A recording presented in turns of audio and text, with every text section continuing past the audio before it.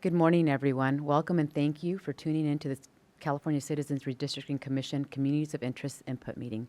I am Commissioner Alicia Fernandez. Today we are offering a language line in Spanish, so Spanish language speakers can listen to the meeting in their native language. Could I please have our interpreters provide our call-in numbers? Can I have you read the Spanish language line instructions? That would be Johanna or Margarita. Good morning. This is Joanna. Thank you, Chair. Aquellos que deseen escuchar la reunión en español, por favor llamen al 888-566-1377 e ingresen el número de la reunión 389-1010.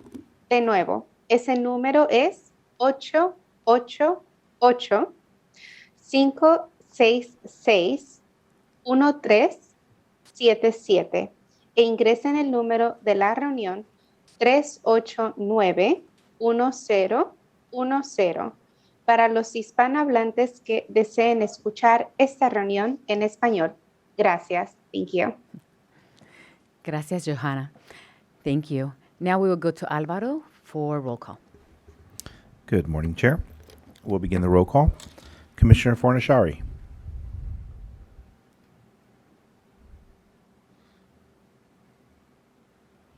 I am here. Thank you. Commissioner Kennedy. Here.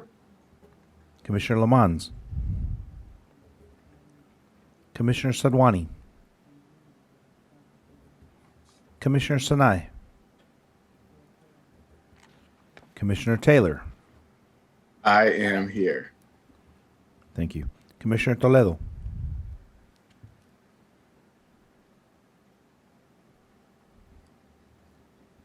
Commissioner Turner. Here. Commissioner Vasquez. Commissioner Yee. Here. Commissioner Ahmad. Commissioner Akutagawa. Here. Commissioner Anderson. And Commissioner Fernandez. Here. Roll call is complete. Thank you, Alvaro. Before we begin, we want to acknowledge all those who have been impacted by the Caldor, the Dixie, the Monument, and the McFarland fires and other wildfires burning now in California. Know that we are thinking of you, your families, and your communities. We understand that you may not be able to participate today, but we encourage you to do so later. Your voice and the voice of Californians is important to ensure fair and representative maps. I will start by sharing a little bit about the Commission. Every 10 years after the federal government publishes updated census information, California must redraw the boundaries of its congressional, state senate, state assembly, and state board of equalization districts so that the districts correctly reflect the state's population. In 2008, California voters authorized the creation of the commission when they passed the Voters First Act. It authorized the commission to draw the new district lines for the state senate, state assembly, and state board of equalization districts. In 2010, the Congressional Voters First Act added the responsibility of drawing congressional districts to the commission. The 14-member commission is made up of 5 Republicans, 5 Democrats, and 4 not affiliated with either of those 2 parties. The commission must draw the district lines in conformity with strict nonpartisan rules designed to create districts of relatively equal population that will provide fair presentation for all Californians. The census redistricting data was released the week of August 9th. When the official California redistricting database is available in late September, the Commission begins drawing maps using 6-line drawing criteria as outlined in the California Constitution. One of these criteria is minimizing the division of cities, counties, neighborhoods, and communities of interest to the extent possible. We can obtain the city and county information from those jurisdictions, but we need the neighborhood and communities of interest information from Californians directly. That's why we have launched these communities of interest input sessions, to get that valuable information from you directly. We encourage all Californians to participate in this process. If you would rather submit the communities of interest input over the internet, you can do so from our website by visiting drawmycacommunity.org. Skip the line, go online. Now I will call on all commissioners to introduce themselves and to say hello. To see the biography for our 14th commissioners, for additional information, or to sign up for our emails, please visit our website at wedrawthelinesca.org. And we will begin with Commissioner Isra Ahmed. I believe she's not here yet. Commissioner Linda Akutagawa. Yes, hi, good morning, California. We're looking forward to hearing from all of you about your communities of interest. These sessions have been incredibly helpful in helping us to understand the nuances of your community. So want to just encourage you to either call in or please provide your input via the online tool. Coming to you from Southern California. So again, just also want to reiterate our best wishes for all of you. We know that there's a lot of tough times ahead right now. So thank you. Thank you, Commissioner Akutagawa. Commissioner Jane Anderson. Good morning, California, and especially to all of those in the greater Sacramento area. I'm coming to you from Berkeley, California this morning. And I'm also really looking forward to hearing about your communities of interest. And I understand many of you who might be interested in giving us information are otherwise extremely busy dealing with life and death issues, which the Commission our hearts are with you. We'd appreciate any information that you can give us at a later date. Please, let's go onto our website if you can't give us any information here today. And for those who are able to, thank you very much. Thank you, Commissioner Anderson. Commissioner Neil Fornashari. Yeah, good morning, California. I'm Neil Fornashari, coming to you from Tracy, California, a little bit south of you all. I am looking forward to hearing about your communities of interest and what's important to you. And I just want to also reiterate, our thoughts and prayers are with you all of you who are affected by the fires throughout the state. Thank you, Commissioner Fornashari. Commissioner Ray Kennedy. Good morning, California. I'm joining the meeting from my home in Morongo Valley, which is a Joshua Tree gateway community in the desert of southern San Bernardino County. Wishing all of you the best and looking forward to hearing from you about what makes your community special to you. Thank you so much. Thank you, Commissioner Kennedy. Commissioner Sarah Sadwani. Commissioner Patricia Senay.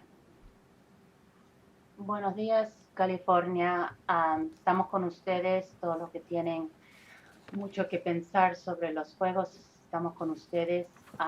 Y por favor, si pueden, llamen. Si no, hay otras formas que pueden participar y les contaremos después. Good morning, California. Thank you for being with us. We're with you all. We know you have a lot on your minds with the fires happening.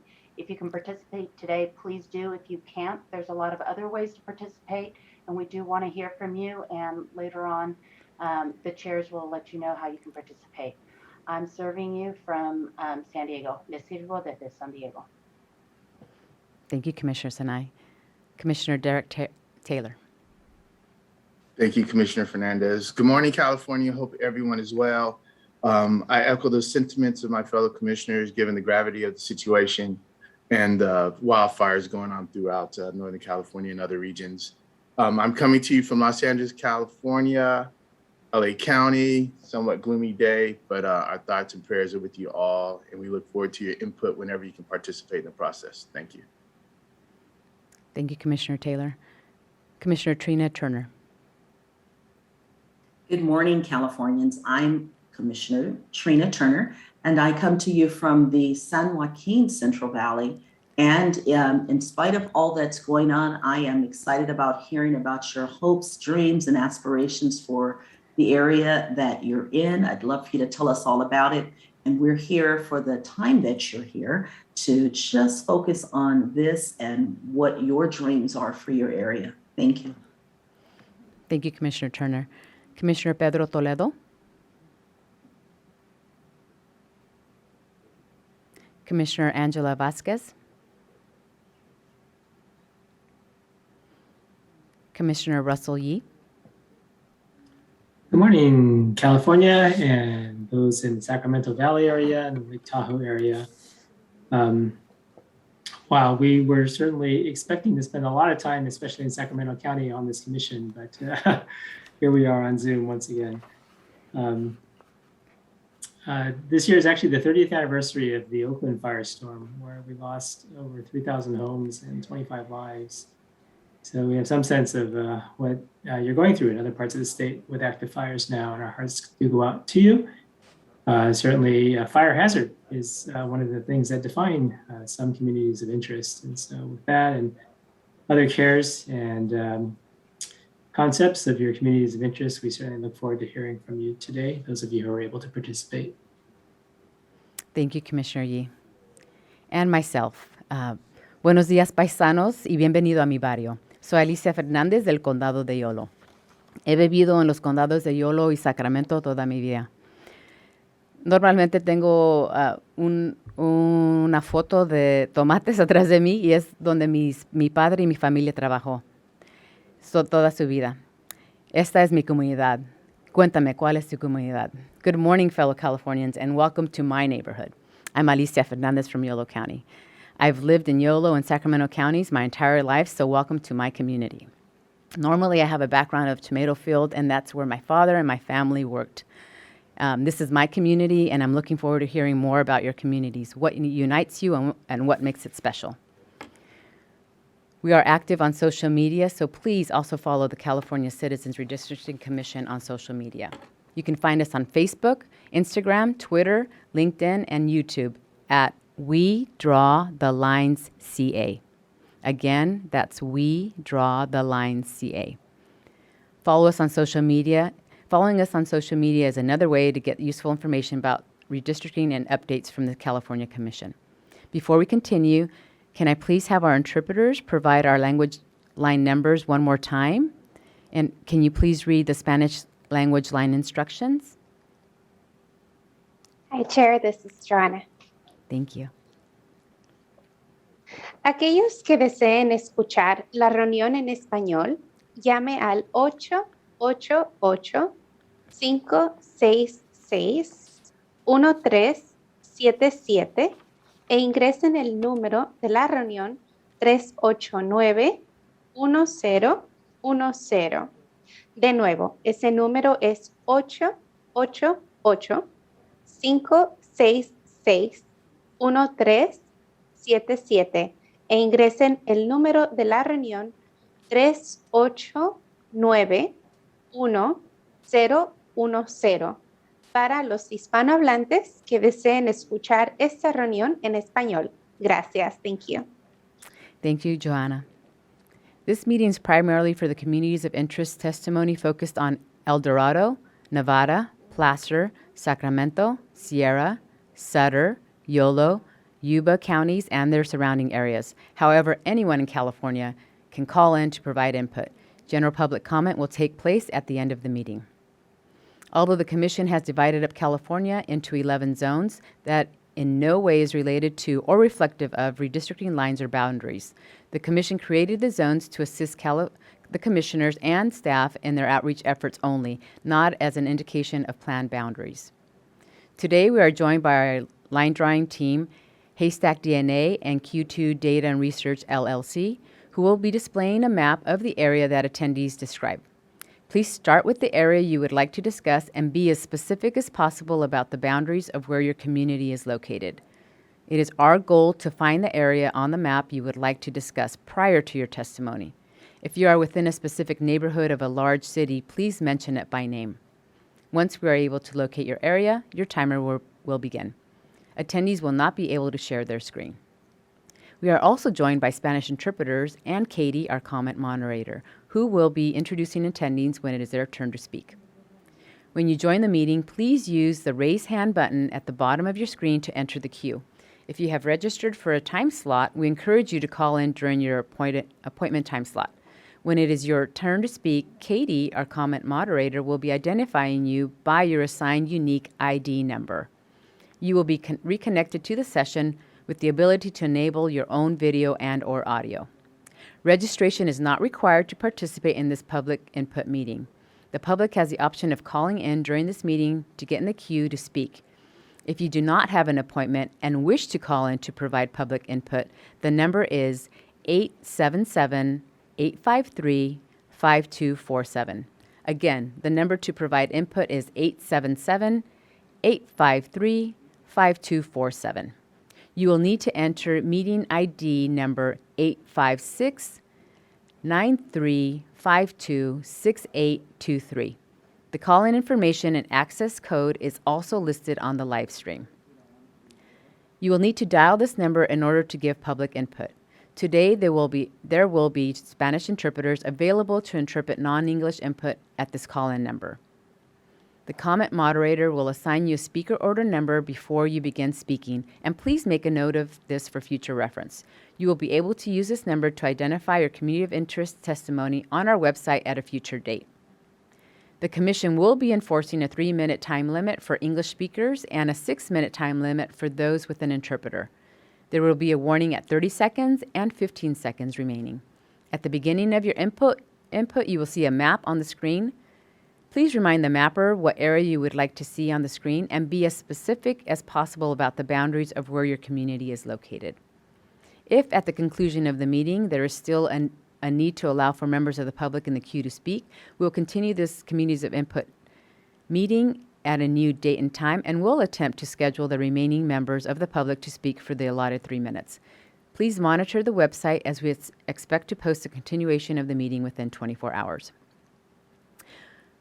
While there are no clear rules on how to define a community of interest, we've identified ways for you to describe your community.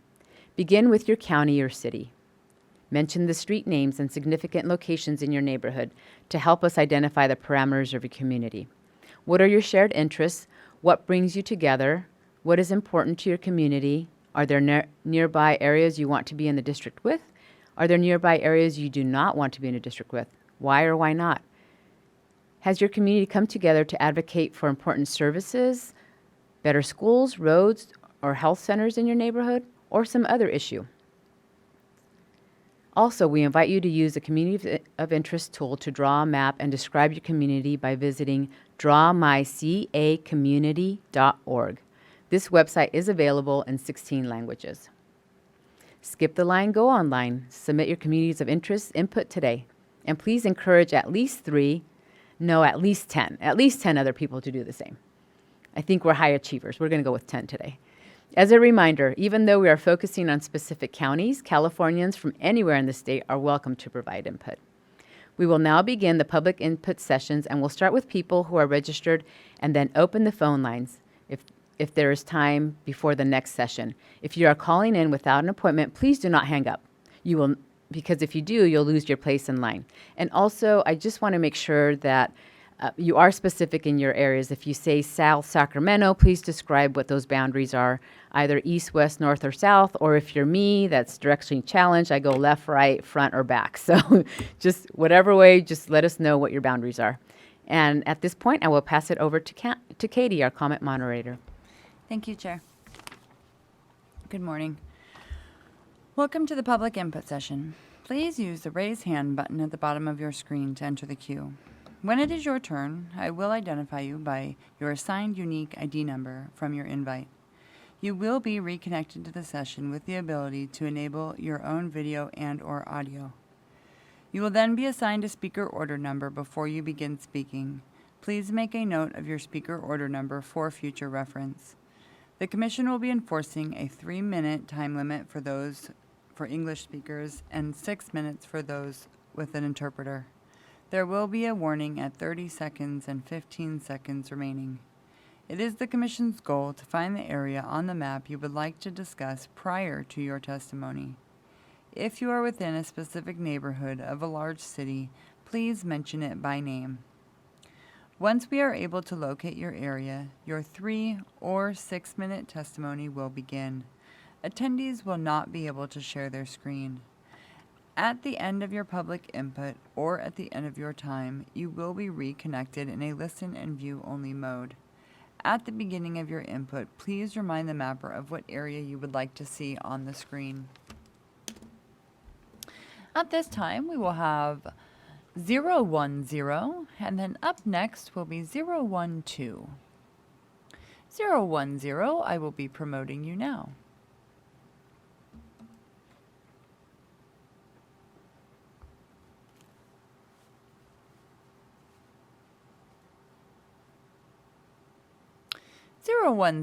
Your speaker order number is number 1. If you'll please make note of that for future reference. You can now enable your audio and video in the lower left corner of your screen. If you'll please let the mapper know what area you would like to discuss, the floor is yours. Yeah, of course. So the area I would like to discuss is the Sacramento River Delta, which consists of the communities of Clarksburg, Hood, Cortland, Locke, Walnut Grove, Ryde, Birds Landing, Ileton, and Rio Vista. It actually spans across 3 counties, Yolo, Sacramento, and Solano. Yep, that looks perfect. Thank you. Thank you. Go ahead, please. All right. Good morning, esteemed commissioners. My name is Marcial Lamera, and I currently serve as the Trustee Area 5 Board Member for the River Delta Unified School District, which serves the Sacramento River Delta communities of Clarksburg, Hood, Cortland, Locke, Walnut Grove, Ryde, Birds Landing, and Collinsville, as well as the cities of Ileton and Rio Vista. It spans across 3 counties, Yolo, Sacramento, and Solano, and is currently managed by the Sacramento County Office of Education. Our attendance boundary spans around 60 to 70 square miles and is a purely agricultural area that is one of the leaders in growing fresh produce in the Sacramento area. Although we may be small in size, the Sacramento River Delta is rich in culture, rituals, and traditions that date back to over 150 years. I ask that you keep our school district together when you redraw the Congressional, State Senate, State Assembly, and State Board of Equalization districts. As one of the leading agricultural producers nationally and internationally, the state must value those who contribute to this incredible economic achievement, as our farm workers deserve to have a say in how their state and country's governments are being run. Our student population is approximately 50% Hispanic, and their parents worked long hours in the field without complaint, just like my abuelito did, and they have all earned their right to engage in civic processes. Should you make the decision to divide our communities, it will dilute the impact that rural citizens have in many important democratic processes and will reduce the power they have to make their voices heard. This will ultimately result in a domino effect where citizens living in these areas may become discouraged from participating in important governmental processes, which will reduce public participation overall. Even now, there is a huge disparity in the amount of civic engagement we see in urban areas versus rural areas. Many rural citizens are apprehensive about voting or performing their civic duty as they don't believe they have the power to create change. Breaking up our school district will set a dangerous precedent that the Commission values its citizens living in urban areas more than those who live in rural communities. While I am a representative from the Sacramento River Delta, I also bring up this matter for you to consider when you redistrict other agricultural areas throughout California in an effort to empower these communities and keep them civically engaged. I want to thank you for your time in allowing myself and other California citizens to speak on behalf of their communities, and I have faith that you will all do an excellent job of redrawing new and fair political boundaries. Thank you for your time. Thank you so much. Thank you, Mr. Lamera. Right now we will have 012, and up next will be 006. And I'd like to invite those that have joined to use the raise hand button at the bottom of your screen. This will raise your hand and put you in line to enter your comments. So right now will be 012.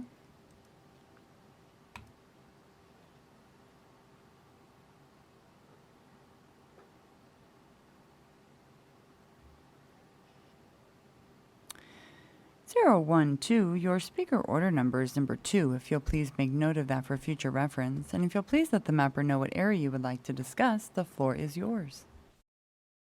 Yes, actually the same area, Sacramento area.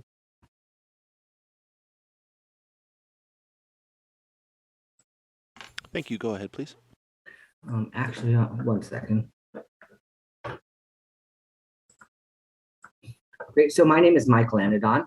First, I want to thank you for having this meeting today to allow so many of us to talk about our communities and establishing such an open, transparent process to redraw California's district lines. I'm calling today to talk about Sacramento. I've lived in Sacramento for over 20 years. I've raised my family here and I've lived all over the city. I know from the Sacramento's overall population that it's too big to be kept into one whole assembly district. So it's important to talk through where we should split Sacramento. I think the best place to divide Sacramento is along Fruit Ridge Boulevard or somewhere close to that line because of the burgeoning API community that has grown between South Sacramento and Elk Grove. Our community should be kept together so we have a strong voice in the state assembly. Little Saigon has blossomed along Stockton Boulevard, growing from Fruit Ridge south to northern Elk Grove. Little Saigon is a neighborhood many of us in the API community flock to for restaurants, grocery stores, and small businesses serving our community. Also located in the area is the Asian Resources, a local nonprofit that's converted an old elementary school into a campus to serve our community with English classes, youth programs, and other social services.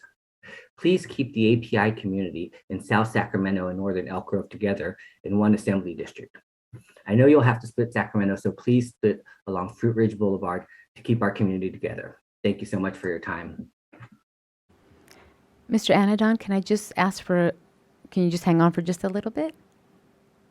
Absolutely. Thank you. In terms of the Fruit Ridge area, are you talking about just Fruit Ridge in Sacramento? You're just talking about Sacramento, right? South Sacramento, Fruit Ridge? I just want to make sure I have the boundaries correct. Oh, you're on mute. You're on mute, Mr. Anandon. Has to happen at least once, right? It happens to me all the time. Yes, Fruit Ridge Boulevard South. Okay, great. Thank you so much. And you also mentioned North Elk Grove. Yeah, well, the so South to like what? Area. Right, and I am familiar with the area, so I just want to make sure I get the right boundaries for you.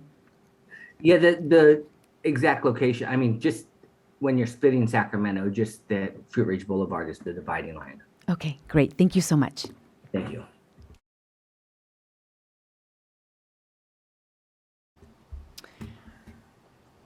And next will be 006. And then after that will be 001. And again, I'd like to invite those that have joined to use the raise hand button at the bottom of your screen to enter the comment queue line. 006, I will be promoting you now. 006, your speaker order number. Being recorded. Hello. Hi. One moment. One moment. Oh.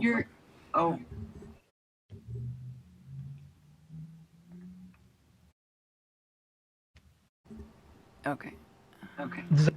One moment. I'm going to have to mute you for just one moment. Your speaker order number is number 6, if you'll please make, or I'm sorry, your speaker order number is number 3, if you will please make note of that for future reference. If you'll please let the mapper know what area you would like to discuss. And now the floor is yours. Please use the unmute again. Hi, Commissioner. I would like to discuss the Roseville Antelope area.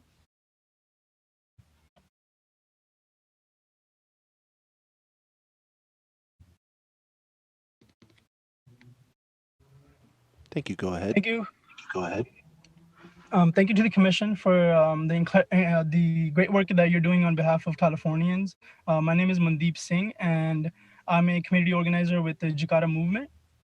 We work with the youth and the wider community to empower and educate ourselves and those around us. I would like to submit this comment on behalf of the Sikh and Punjabi community. We have a vibrant history, going all the way back to the late 1800s in California and in Sacramento. We work in all different sectors of California, from farm workers to teachers, to factory workers, to truck drivers, to doctors, to engineers, lawyers, and many more that I'm missing out. But we have a footprint here in our communities, so it is important that we have that voice. There's actually even recently a park in Elk Grove that was named on after these two gentlemen that was that were killed in 2011. That their murder still hasn't been solved yet, right? So this community, this immigrant community, this hardworking community deserves a voice. And right now you see Antelope and Roseville are sort of like split in half. I would request the commission to try to keep Antelope and Roseville together as much as possible. And there's also some district lines currently that that divide Elk Grove down 99. And our community in Elk Grove is also very much, it covers all the way from Highway 5 all the way to Bradshaw. I'm actually, after this call, headed to a powerlifting meet where all the whole Elk Grove Punjabi Sikh community is coming together at the Bradshaw Gurdwara. And it's an all-day event. And if anybody's listening today, you're more than welcome to come to that. But yeah, thank you to the commission for hearing us out and doing this incredible work on behalf of Californians. And we look forward to bringing this information to our communities and empowering our communities to have that voice. Thank you. Thank you, Mr. Singh, and good luck with your event. It sounds like it'll be a great time.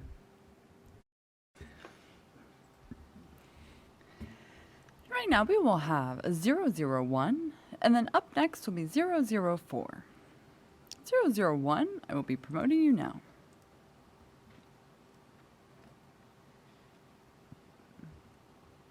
Your speaker order number will be number 4, if you'll please make note of that for future reference. And if you'll please let the mapper know what area you would like to discuss, the floor is yours. Thanks so much. I'm going to be speaking on behalf of some broader communities of interest, so actually the way the map is right now works just fine. Thank you. My name is Adria Orr, and I'm a senior program coordinator on the voting rights team at Asian Americans Advancing Justice Asian Law Caucus. We're working with our colleagues at Asian Americans Advancing Justice Los Angeles to lead the efforts of the API and AMEMSA Redistricting Collaborative.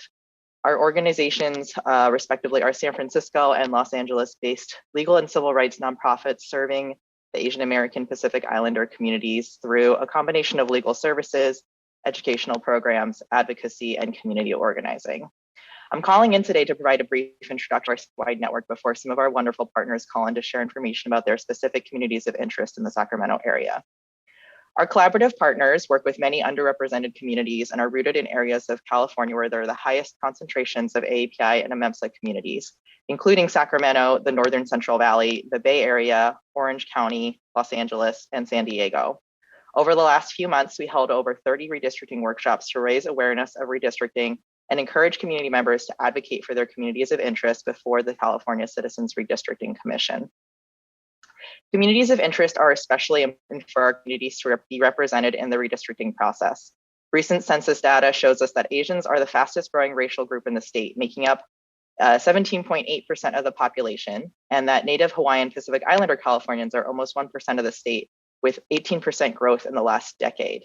However, the diversity, size, and dispersion of individual AAPI and AMEMSA communities mean that it's often a struggle to achieve fair and equal political representation when it's based solely on the available data or through the sheer force of numbers when the lines are drawn. For example, in the Sacramento area, there are significant Asian communities that are not large enough to make up the majority of a district's population, who will depend on the commission's respect for their communities of interest to preserve their ability to seek fair representation. Another example is the Muslim communities who our partners work with, who will only be represented as communities of interest within this process, as they are not captured by census data. We are grateful to the Commission for holding these hearings, community leaders and organizations to shine light on their communities, many of whom would not otherwise be seen in this process. Community leaders and residents across the state from our collaborative will be testifying at the upcoming regional communities of interest input hearings for their respective regions. We hope that this information will help ensure the voices of these historically underrepresented communities will be protected as you start the line drawing process. Thank you so much for your time today. Thank you, Ms. Orr. I just have a quick question for you. You mentioned the Sacramento area. Is there a specific area in Sacramento? Yeah, we're going to have some of our partners call in to speak about some of the different areas like in Elk Grove, South Sacramento, Greenhaven, Arden Arcade, Lemon Hill, Meadowview, and more. I want to let them get into the specifics of that. Great. Well, thank you so much. Yeah, thank you.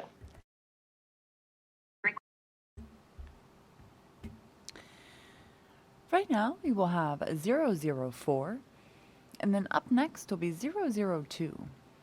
And I would like to invite those with appointments during this session to please use the raise your hand button at the bottom of your screen to join the comment queue line. Thank you so much. And we still need 001, 008, and 013. Oh, I'm sorry, 008 and 013. 001 just spoke. I apologize. 004, you'll be right now.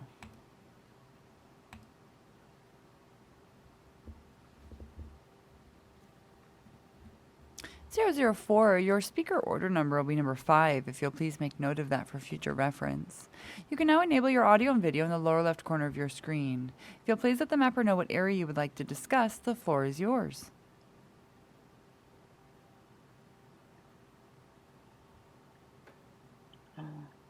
Good morning. Good morning, Commissioners. My name is Chave, and I'm Deputy Director for AAPI Specific Empowerment Education Fund, and I'm a member of the AAPI and Mensa State Redistricting Collaborative.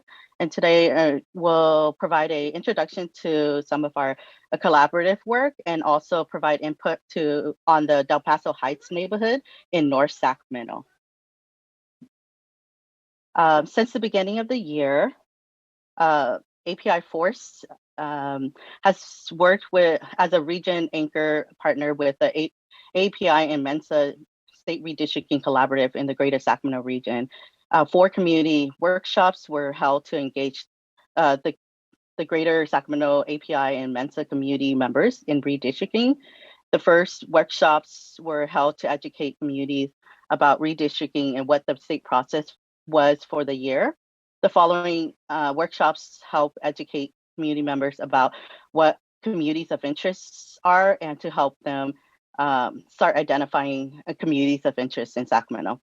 This work was done in hopes of helping community engage with the redistricting process, as well as help the commission better understand the diverse API and Mensa communities in the Greater Sacramento community. There were 7 different community-based organizations who participated in these workshops. Just to go into the North Sacramento, Del Paso Heights area, this is actually a historically underinvested, disenfranchised area. And the Del Paso Heights neighborhood in North Sacramento is one of the most diverse in the city. While there is a large number of Latino and Black communities in the area, the Hmong and Southeast Asian communities also have a rich history in the area.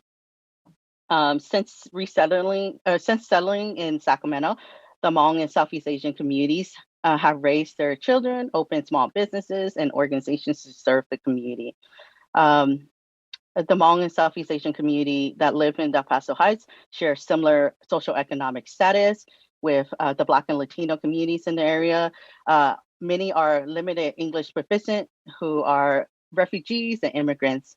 And other similarities include families who rely on safety net programs.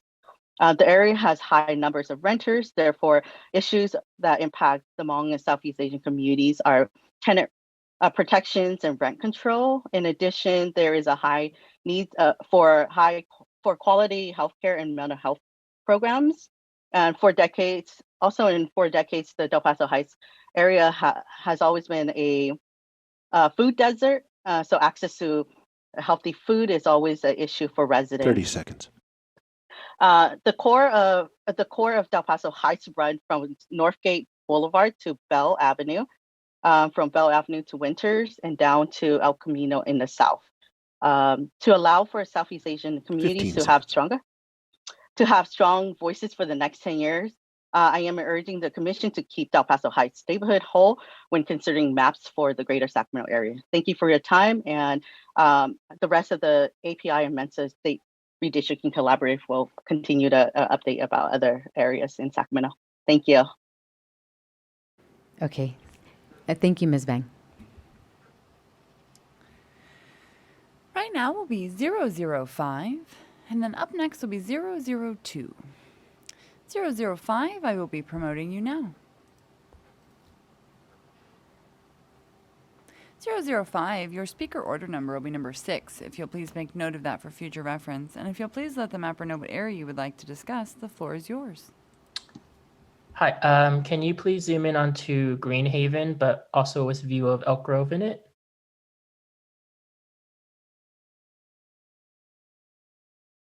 Yes, perfect. Okay. Good morning, commissioners. My name is Brian Kohaya. I was born and raised in the Greenhaven pocket area of Sacramento, California, and I'm a member of the API and Amesna Redistricting Collaborative.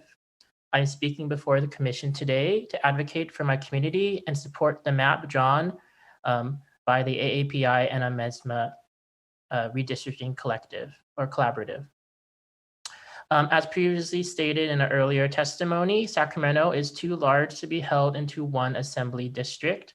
So I urge the commission, while making decisions of where to draw the lines within the city of Sacramento, to keep the community of Greenhaven Pocket whole. The boundary is the northwest. The boundary to the north, west, and south is the Sacramento River, and the boundary to the east is I-5. Greenhaven ideally should be continued to be drawn with Elk Grove, as both of our communities have large middle-class Asian populations. According to recent census data, both our communities are 28% Asian American and have a median income above the California average. Additionally, our communities are invested in maintaining high standards of our infrastructure, as we are deeply impacted by the structural integrity of our levee system. Sacramento has an illustrious history of electing AAPI leaders, including Robert and Doris Matsui, Dr. Richard Pan, and our current councilwoman, Mai Vang. Our current AAPI community deserves to be represented by those who have our best interests in mind, as well as other communities of color. I believe that keeping the current Northern Assembly boundaries of Assembly District 9 will allow our communities to have our candidate of choice represent us. Finally, I want to thank the commission for your time today and your service to the great state of California. Thank you. Thank you, Mr. Kohaya. Right now, we will have 002, and then up next will be 016. 002, I'll be promoting you now. 002, your speaker order number will be number 7. If you'll please make note of that for future reference, and if you'll please let the mapper know what area you would like to discuss, the floor is yours. I'll be discussing the Arden Arcade Carmichael area.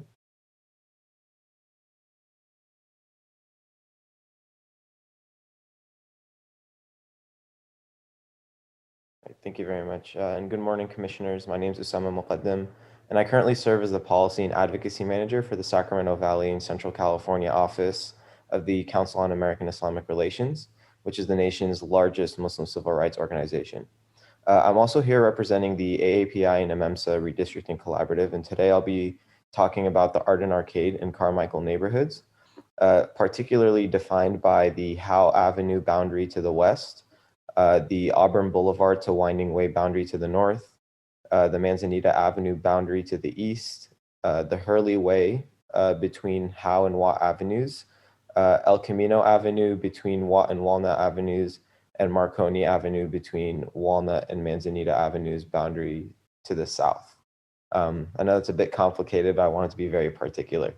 And as an organization that provides free civil rights, immigration, and community education services to underserved Muslim communities in the region, this region has stood out as one with the highest number of Afghan and Syrian refugees in Sacramento since heavy resettlement started in 2016.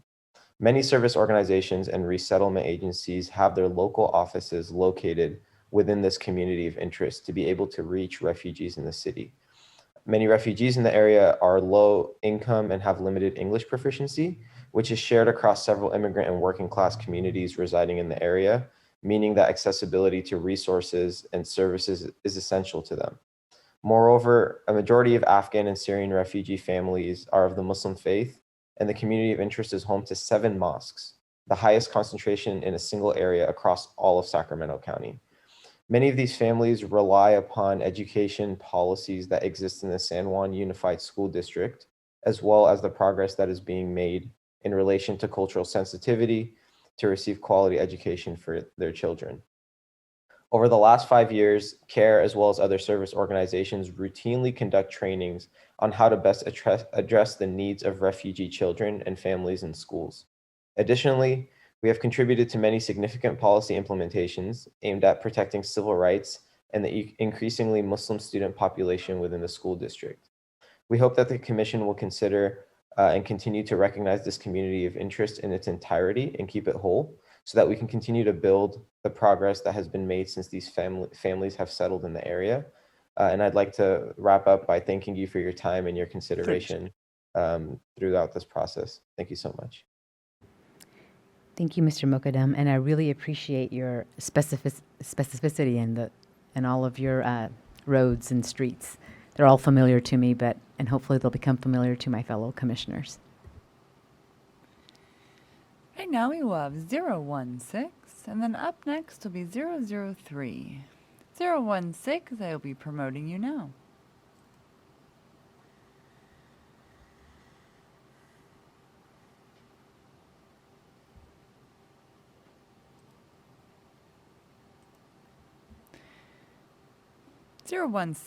Your speaker order number will be number 8. If you'll please make note of that for future reference. And if you'll please let the member know what area you would like to discuss, the floor is yours. Good morning. I'm here today as an advocate for several years in the South area. I'm a trusted member and a multicultural Latina. I am here to say that the Latino community should stay in the same district as it is now, which includes South Franklin and North Elk Grove. It is vital to our community to have someone that is focused on servicing our needs, such as better schools, access to quality healthcare, and the one community center that really services both the Elk Grove Latinos and the South Sacramento Latinos is the La Familia Center. Our community is has very vibrant restaurants, grocery stores, and small businesses along the Franklin Boulevard and the Stockton Boulevard. Please, serving both the South Sacramento and North Elk Grove Latino and Asian communities. So we would really like to stay together. That's it. And I want to thank you very much for your time. Thank you, Ms. Rivera. I do have a question for you. You mentioned North Elk Grove. What would the boundaries be for that? It would be what it is now. Do you have specific streets? And you mentioned a district. Do you have a specific district was it an assembly, a Senate, congressional? This would be for the assembly.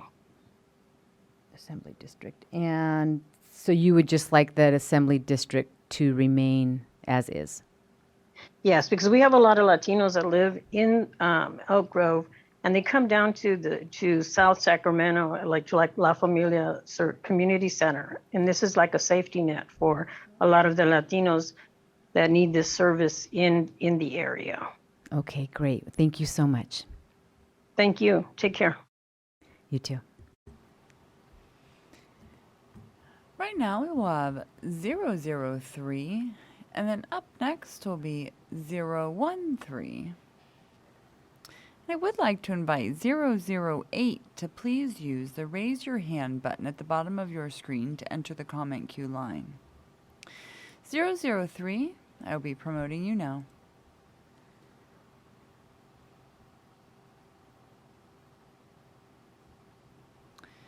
003, your speaker order number will be number 9. If you'll please make note of that for future reference. If you'll please let the mapper know what area you would like to discuss, the floor is yours. Hey, Commissions. I would like to pull up the South Sacramento, specifically the Lemon Hill and Meadowview area.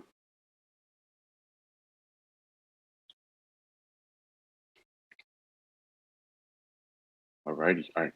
Thank you very much. My name is Dal. I am the Sacramento Field Organizer for Hmong and Vinny Politics, a local grassroots organization based in Sacramento and Fresno, committed to mobilizing 2 of the largest Hmong American populations in the state and nation. Since 2012, HIP has been working closely with Hmong and other disenfranchised communities in the Meadowview and Lemon Hill area. We engage with our voters annually through culturally and linguistically appropriate voter education materials, phone banking, door-to-door canvassing, and linguistically appropriate voter education materials, phone banking, door-to-door canvassing, and empower Hmong and Southeast Asian young people to realize their power and leadership. HIP also serves as a member of the AAPI MSBA Redistricting Collaborative, which focuses on empowered Asian American, Pacific Islander, Arab, Middle Eastern, and South Asian communities. Our communities sit next to the major highways of the I-5 and the 99 and south of the Fruit Ridge Road. Specifically, the Meadowview community is the center of both I-5 and the light rail. The I-5 sits towards the west, while the light rail tracks are located towards the east. Open spaces are also located in the south. The 99 neighbors the Lemon Hill area to the west, along with Fruit Ridge Road to the north. Train tracks and Florham Road are located respectively to the east and south of the Lemon Hill area as well. Our communities are made up of first-generation immigrants who fled war in the early 1980s and 1990s. They resettled in low-income and affordable areas of Sacramento. Due to the lack of accessible financial capital and literacy, our community are mostly renters in the area. To financially support themselves, some families establish small businesses in the farming industry and creative clothing outlets. We also have community members working in the service and manufacturing industries. As community members obtain more financial capital, most have moved to the suburban areas such as Elk Grove, North Natomas, and Roseville. Our community has been in the United States for over 45 years, with the current median age for our community being 23 years old, with a huge proportion of them being American born. There is still a population of community members who are 60 years and over that are limited English proficient. Our community members tend to graduate from high school but have low rates of college attainment and job security. In addition, our community has low rates of civic participation due to a long history of disenfranchisement. Due to intergenerational trauma and post-traumatic stress disorder, or PTSD, from fleeing the Vietnam War, our communities have high rates of social, economic, and health disparities, which has been exacerbated even more by the pandemic. Seconds. Lastly, our area still remains one of the least vaccinated areas in the county. These shared characteristics mean that our community has many shared concerns, including the need for tenant protections, language access, adequate health and mental health services, and more. 15. We ask the Commission to consider these shared characteristics and concerns and respect our communities of interest by keeping the Lemon Hill and Meadowview areas whole. Thank you for your consideration. Thank you, Dal. Right now we will have 013, and then up next will be 008. 013, I'll be promoting you. 013, I'll be promoting you now.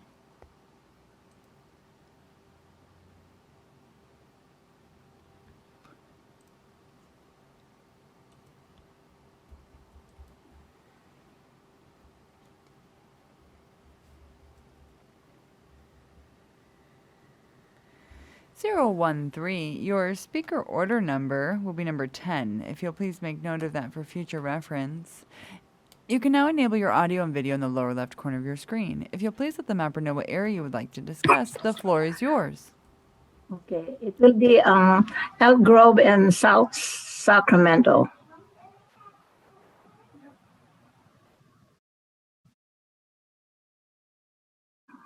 Okay. I don't know where I can get myself. Good morning.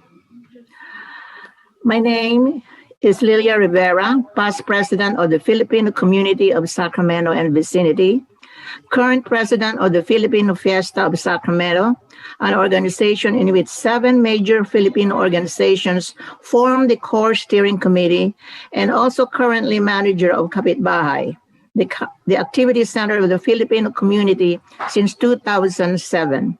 All these organizations are all volunteer entities in the community. I am also working with API and AMESMA, Redistricting Collaborative. The area around 57th Avenue of South Sacramento is historically recognized as where the pioneer Filipino families bought their houses, because at that time, real estate agents directed them to the south of downtown Sacramento and the Caucasian to north of Sacramento. My family has lived in South Sacramento for over 40 years now. Our friends and our children have gone to schools here and feel comfortable living in the area near Pocket Road. The majority of different organizations draw their memberships from either Sacramento or Elk Grove, although a small percentage comes from outside the area, as far as Roseville or Rancho Cordova. The area boundaries are Fruit Ridge Boulevard in the north, Hood Franklin Road to the south, and the area west of I-5 and Elk Grove Florham Road to the east. In the early 1920s, Filipino males were recruited to work in the farms of Sacramento and Stockton. It was around the 1960s that the next immigration of Filipinos occurred. Professionals consisting of nurses, doctors, and other professionals, such as teachers, accountants, and engineers, arrived. There is now a large presence of third-generation Filipinos in South Sacramento and Elk Grove. The community is near Little Saigon to the north. It is also home to the Hmongs and Pacific Islanders. Generally, it is primarily immigrants from the Pacific countries, limited English proficiency, and low income. The proximity and similarity make it seem like one big neighborhood. Residents of both cities share the same social group and commercial services. Social problems such as gangs, hate crimes go beyond its other boundaries and must be addressed by both communities. Please keep South Sacramento and Elk Grove in the same District 9. Thank you for your consideration. Thank you, Ms. Rivera.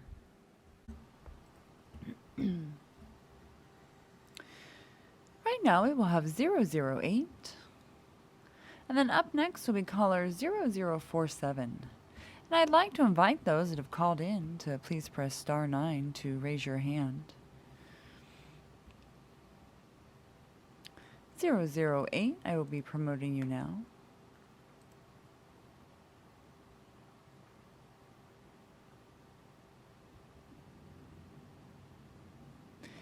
008, your speaker order number will be number 11. If you'll please make note of that for future reference. And if you'll please let the mapper know what area you would like to discuss, the floor is yours. Good morning, the greater Sacramento area, please. Good morning, commissioners. My name is June Lim, and I am the Demographic Research Project Director at Asian Americans Advancing Justice Los Angeles. Advancing Justice Los Angeles is a census information center, meaning we are a part of an official program of the U.S. Census Bureau designed to promote the dissemination of census data to underserved populations. And I am joining you today to present data supporting the community of interest testimony you've heard from our partners representing the AAPI and AMEMSA Redistricting Collaborative.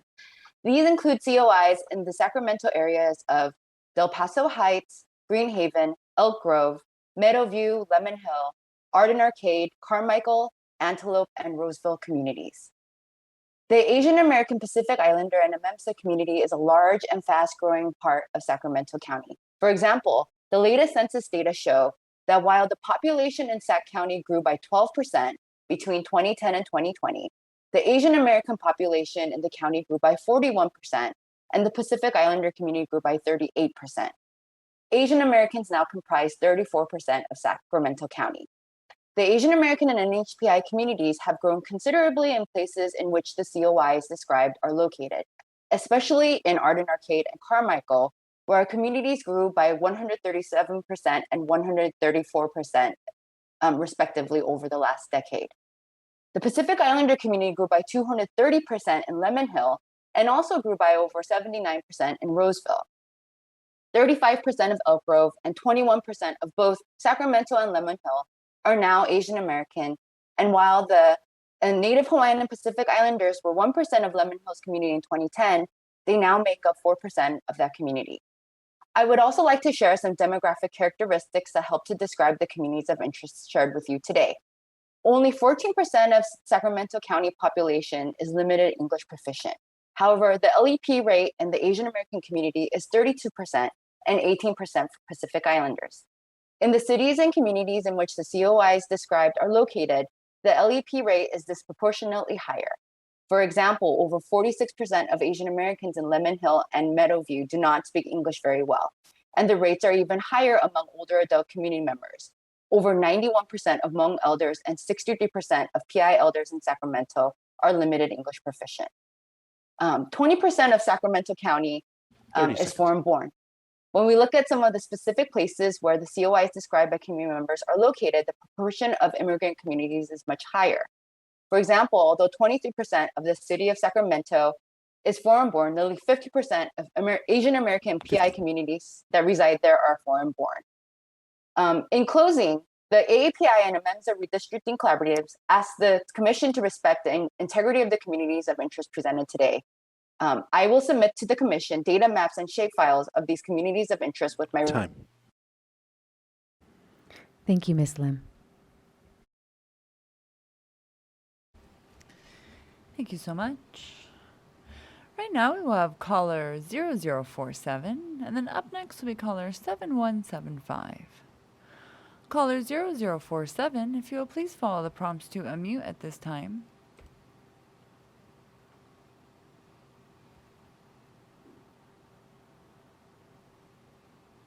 Caller 0047, your speaker order number will be number 12. If you will please make note of that for future reference. And if you'll please let the mapper know what area you would like to discuss, the floor is yours. Can you hear me? Hello? Caller 0047, you are unmuted. The floor is yours. Can you hear me? You can hear me. We sure can. Okay, great. My name is Lauren Hammond. I'm a former state commissioner or former Sacramento City Council member. And I like to think I know Sacramento County pretty well. From Broadway to Meadowview or Marysville, down to Meadowview, Parkway, Florin, 24th Street, we have African Americans throughout the area. Whether it's the Heights, Oak Park, where there's serious gentrification, or the neighborhoods in South Sacramento, Black people have increased our numbers even though we are a smaller percentage. I don't want us to be forgotten. Our Black communities lead in social justice issues, whether it's civil rights or being able to walk down the street without being harassed. The last set of maps done for the Assembly and the Senate weren't bad, but they did split Oak Park from South Sacramento. You did add Alverta and Rio Linda to Assembly District 7. Out of that, we actually got 2 African American Assembly members. That will probably never happen again. I just want you to consider not making Sacramento, the city, the hub of all the rest of the other districts that we have nothing in common with. Roseville needs to be with Roseville. We need to keep as much of Sacramento together as is possible. Thank you. Ms. Hammond, are you still there? Yes. Oh, yes. I just wanted to make sure that we captured your boundaries correctly. I believe you mentioned Broadway to Meadowview and then Florin and 24th. Is that correct? Yes, I'm going in both directions, north and south, east and west. That's perfect. I appreciate that. Thank you so much. And yes, there's also a lot of African Americans in South Natomas. So I just want us to be cognizant. I understand that there has not been a lot of African American testimony. Well, we're here and we are listening. thank you. And then you also mentioned that Assembly districts and Senate districts split Oak Park. Could you tell us which areas you would want to be in the district, in the same district? Well, I'll be honest with you. I would love to see Oak Park in Assembly District 9 in the Southern District. But that's just me. I haven't gotten permission from the Greater Sacramento NAACP to say that. This is me, my own personal opinion. And that's what we appreciate. That's what we hope every Californian does, is give us their opinion. All right. Thank you so much. Thank you. Right now we will have caller 7175. And up next we will have caller 3539. Caller 7175, if you will please follow the prompts to unmute at this time.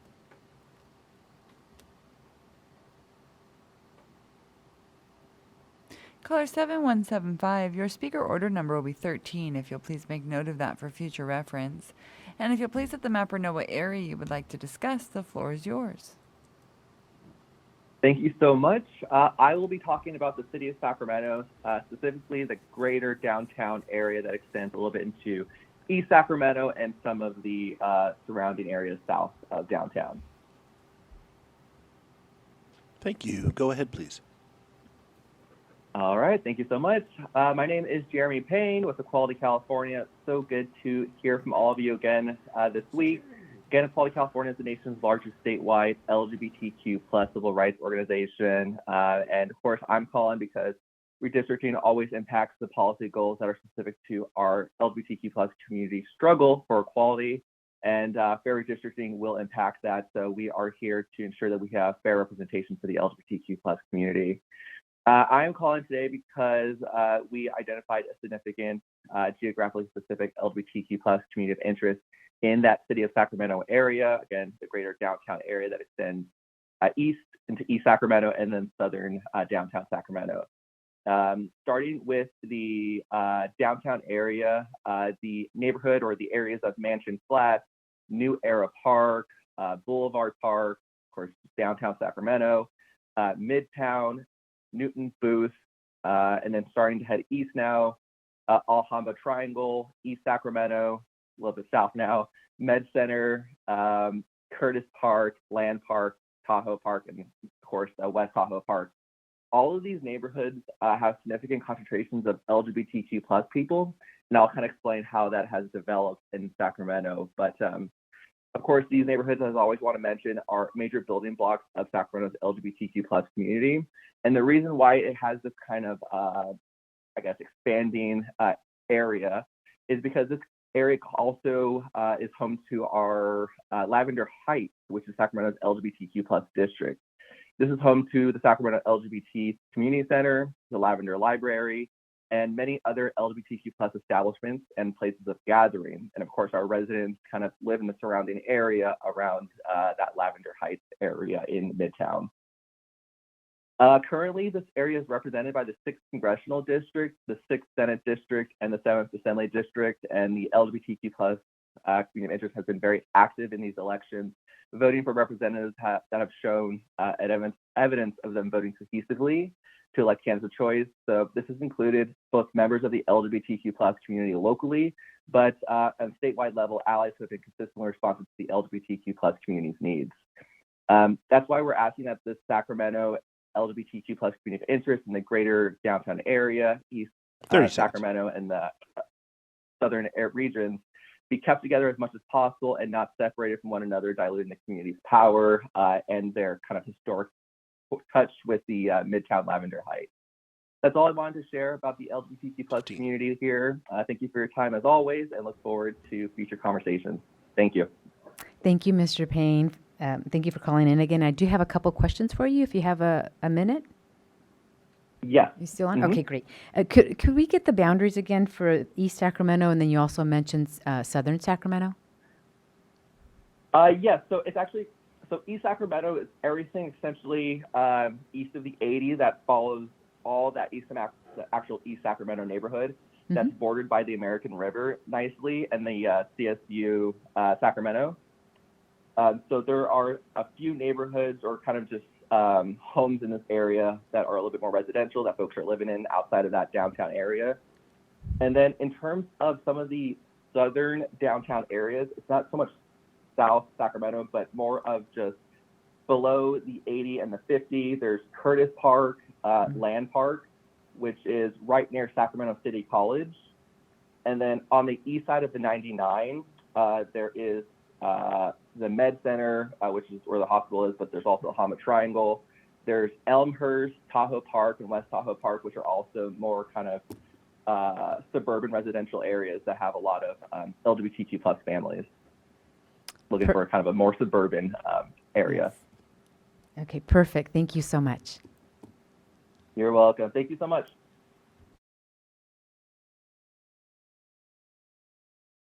Right now we will have caller 3539. I would like to invite unique ID 015 to use the raise your hand button at the bottom of your screen indicating you're ready to give comment during this session.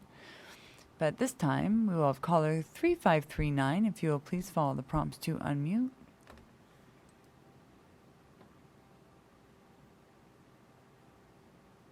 Caller 3539, your speaker order number will be number 14. If you'll please make note of that for future reference. And if you'll please let the mapper know what area you would like to discuss, the floor is yours. Good morning, Commissioners. You can hear me? We sure can. Great. Yeah, thank you for your service and this opportunity to provide public input. My name is John Friedrich. I serve on the South Lake Tahoe City Council, part of current District 4. And my primary message would be, I believe our shared community of interest in a larger district is more east-west than north-south. The Caldor fire burning up the American River Canyon, which comes very close to South Lake Tahoe, illustrates this. Prevailing winds, fire behavior is certainly a shared interest these days. We have many folks in Tahoe that regularly commute to the west part of El Dorado County or even Sacramento area. And of course, Tahoe has top visitation from the same areas, more so than from points further south, for example. And I think this is true throughout the spine of the Sierra. My experience living in Mariposa County, the southern end of the district was more connected to points inland, such as Merced or Fresno, than it was to the Tahoe. And there's much more visitation in those transects.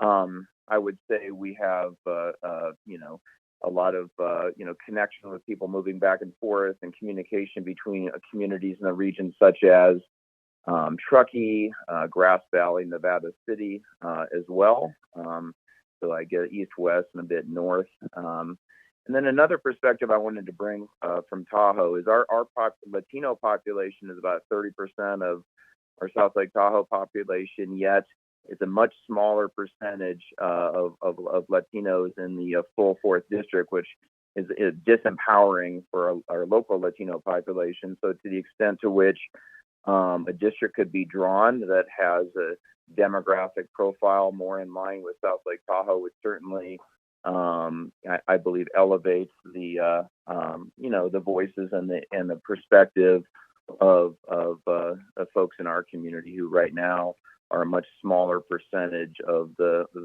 total District 4 demographic numbers. So I just would, I guess another nearby rural community, Alpine County, is very much connected to South Lake Tahoe as well. So I would advocate for a connection there as well. So that is the input I wanted to share this morning. Thank you. Thank you so much. Right now we will have 015.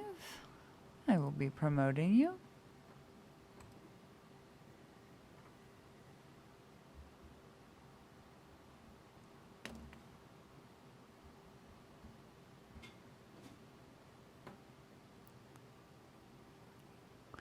Zero 15. Your speaker order number will be 15.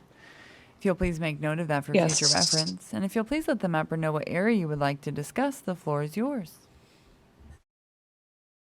I would like to discuss El Dorado, Placer, Nevada counties, and then that would also lead to inclusion of Amador and Alpine counties. And I live in the Greater Lake Tahoe, Truckee area.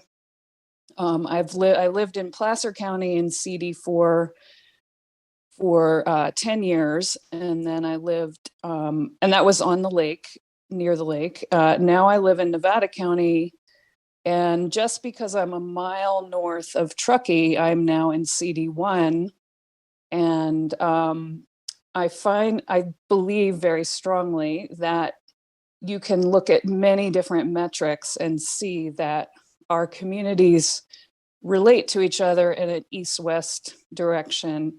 You can look at the way the county lines were drawn originally, which reflects much more accurately than the current legislative districts, what the natural flow of the environment and the humans and the commerce and the economy are here. One example would be when, I go to work in Truckee. I used to go to work in Tahoe City. I drive from CD1 into CD4 every single day, multiple times a day. Then if I call my health insurance company and I want treatment that's not available at Tahoe Forest Hospital, they send me to Grass Valley. So I go from my primary care physicians who are in CD4 in the town of Truckee down to Grass Valley, where there's more healthcare resources available through Blue Cross Blue Shield than there are up here, because one major factor for local people is that Blue Cross Blue Shield stopped covering out-of-state services. So we can't go to Reno anymore. So now we're being directed down to Grass Valley. That's just one example of the way in which our lives are bound to an east-west constant flow down I-80, down Route 50, the rivers, the environmental concerns flow that way. The economies, if you look at many different business association websites, they define Gold Country as Nevada, Placer, El Dorado, Alpine, Amador counties. They define them that way because the commerce and the marketing concerns are very naturally centered there. And, I'm not holding a position of any political import in my personal life, but I feel very strongly that this is our community of interest, and everyone who lives here knows that we have nothing in common with our neighbors far to the north or far to the south. Thank you so much for your time. Thank you for your input. And that was all of our callers at this time, Chair. Thank you, Katie. Could you please read the instructions again? And then also, if I could have them read in Spanish, Johanna, if you could do that after the English. Thank you. In order to maximize transparency and public participation in our process, the commissioners will be taking community of interest input by phone. To call in, dial the telephone number provided on the live stream feed. It is 877-853-5247. When prompted to enter the meeting ID number provided on the live stream feed, it is 856-9352-6823 for this meeting. When prompted to enter a participant ID, simply press the pound key. Once you have dialed in, you'll be placed in a queue. To indicate you wish to comment, please press *9. This will raise your hand for the moderator. When it is your turn to speak, you will hear a message that says, "The host would like you to talk," and to press *6 to speak. If you would like to give your name, please state and spell it for the record. You are not required to provide your name to give public comment. Please make sure to mute your computer or live stream audio to prevent any feedback or distortion during your call. Once you are waiting in the queue, be alert for when it is your turn to speak, and again, please turn down the live stream volume. Johanna? Or Margarita?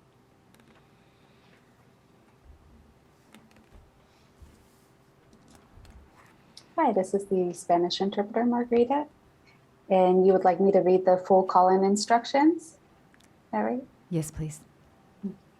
Buenas tardes o buenos días, perdón, a todos. Para maximizar la participación en la comunidad de interés y para poder dar sus aportes, los hispanohablantes pueden llamar al número 888-566-1377 para escuchar la reunión en español e ingresar el número de identificación 38910.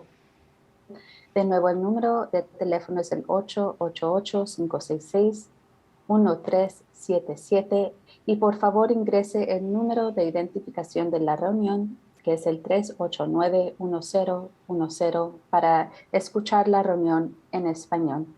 Si usted desea llamar para proveer sus aportes públicos, el número de teléfono es el 877-853-5247.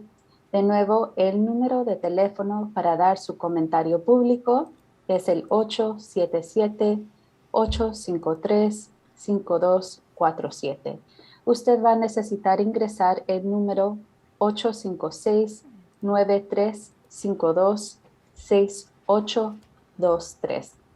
Usted va a necesitar marcar este nuevo número de teléfono para poder dar su comentario público.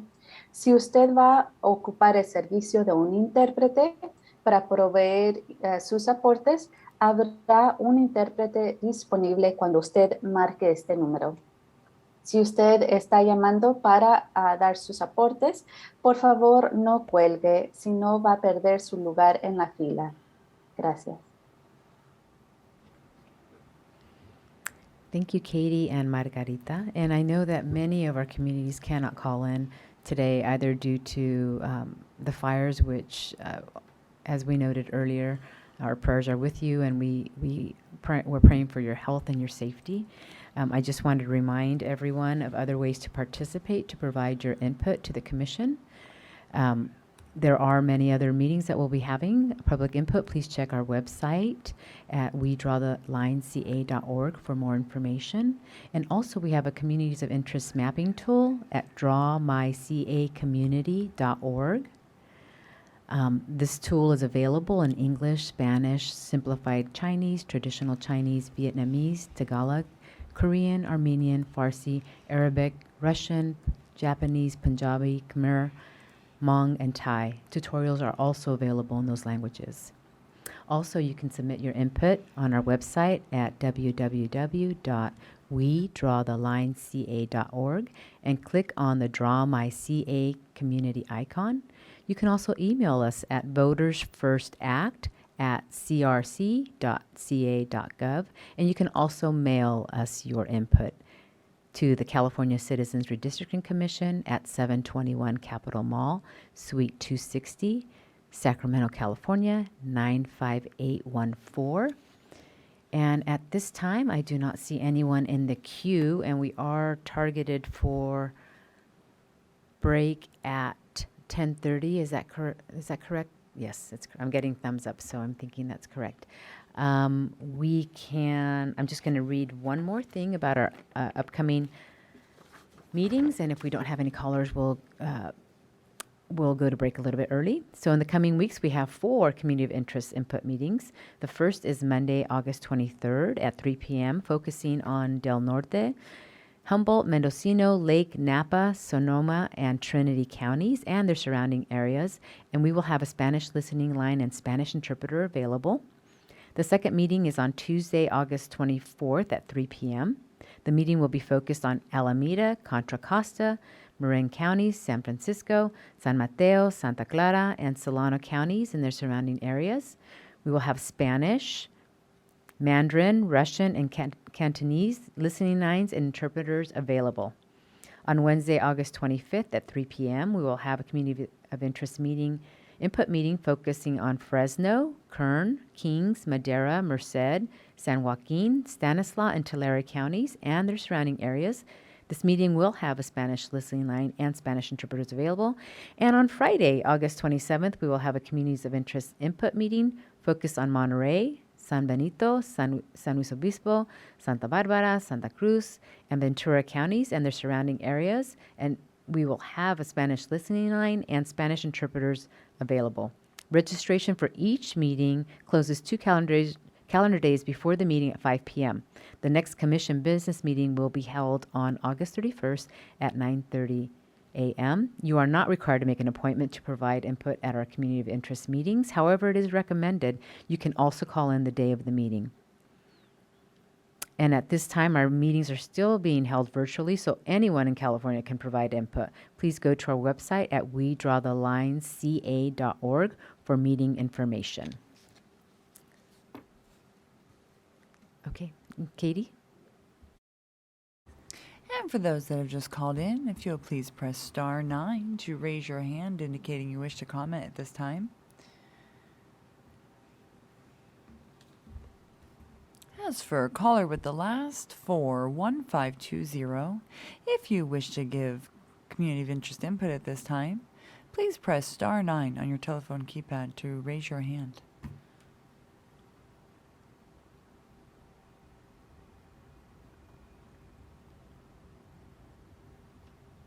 Well, as we are coming up on a break. Oh, well, they hung up. All right. I was. Okay, thank you, Katie. And you can always call back when we return for break at 10:45. So at this point, as we don't have anyone in queue, we will break early and we will return at 10:45. And when we return from break, we'll start with individuals who are registered for an appointment time slot and then open the phone lines if there is time. Thank you. Welcome back to the California Citizens Redistricting Commission Communities of Interest Input Meeting. We also encourage you to visit the Communities of Interest tool to draw a map and describe your community by visiting drawmycacommunity.org. For anyone who has joined us recently, we are offering language lines for Spanish language speakers to listen to the meeting in their native language, and a separate line for those who wish to provide public comment or public input. Can I please have our interpreters provide our language line numbers and the information to provide public input? If you could please read the site translation of full call-in instructions, please. Hi, Chair. This is the interpreter. Para los hispanohablantes que desean escuchar la reunión en español, llamen al 888-566-1377 e ingresen el número de la reunión 389-1010. De nuevo, ese número es 888-566-1377 e ingresen el número de la reunión 389-1010 para los hispanohablantes que deseen escuchar la reunión en español. Si usted desea dar un comentario público, el número que tiene que llamar es 877-853-5247. De nuevo, ese número para poder dar su comentario público, 877-853-5247. Necesitará ingresar el número 856-9352-6823. Tendrá que llamar a este nuevo número para dar su comentario público. Si necesita un intérprete para su comentario, habrá uno disponible en este número. Si llama para dar comentario público, no cuelgue o perderá su lugar en la fila. Gracias. Thank you, Chair. Thank you, Johanna. As a reminder, even though we are focusing on specific counties, Californians from anywhere in the state are welcome to provide input. I will pass this over to Katie, our comment moderator, to continue with public input. We will start with people who are registered and then open the phone lines if there is time before the next session. Thank you, Chair. Welcome to the public input session. Please use the raise hand button at the bottom of the screen to enter the queue. When it is your turn, I will identify you by your assigned unique ID number from your invite. You will be reconnected to the session with the ability to enable your own video and/or audio. You will then be assigned a speaker order number before you begin speaking. Please make a note of your speaker order number for future reference. The Commission will be enforcing a 3-minute time limit for English speakers and a 6-minute time limit for those with an interpreter. There will be a warning at 30 seconds and 15 seconds remaining. It is the Commission's goal to find the area on the map you would like to discuss prior to your testimony. If you are within a specific neighborhood of a large city, please mention it by name. Once we are able to locate your area, your 3 or 6 minute testimony will begin. Attendees will not be able to share their screen. At the end of your public input, or at the end of your time, you will be reconnected in a listen and view only mode. At the beginning of your input, please remind the mapper of what area you would like to see on the screen. And at this time, we do have unique ID number 014, and I will be promoting you now.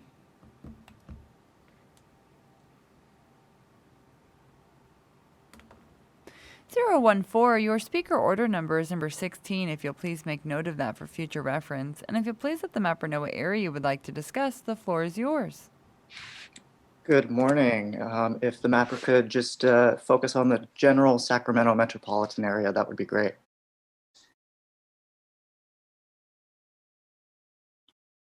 Well, good morning, and thank you very much for your service, commissioners. My name is Jim Adams, and I live in Sacramento. I wanted to discuss my larger community of interest, the Sacramento metropolitan area. So I consider this to run from Roseville to Folsom, down to Elk Grove, West Sacramento, and up through Natomas in North Sacramento. This region is tied through employment, transportation, recreation, food and water infrastructure, and culture. The current Assembly and Congressional District maps are really great. They provide roughly 3 representatives each for the area. However, I did want to bring up that the state Senate maps only provide roughly 1 district that represents our area. And that's because much of the area is split across 5 districts, which really dilutes our voice in the legislature. There's a lot less in common, I feel, between Sacramento's suburban areas and the vast rural stretches of California that they share districts with than those rural areas share with each other. And I understand that population distribution makes the state Senate map some of the most difficult to draw, particularly in Northern and Eastern California. But I just wanted to ask this commission to please be maybe considerate of this area and try to create some state Senate maps that reflect our larger community of interest and provide better representation in the state legislature. And that's all the comments I have, and thank you again for your time. Thank you, Mr. Adams. I did have a quick question for you. You mentioned, in terms of the suburban areas, Roseville, Folsom, Elk Grove, and what other areas? So I think that the map that you have up currently is a really good representation of what I would consider the core Sacramento metropolitan area. So that's like down towards Elk Grove and through West Sacramento. And does that answer your question? Yes, it does. Thank you. Thank you.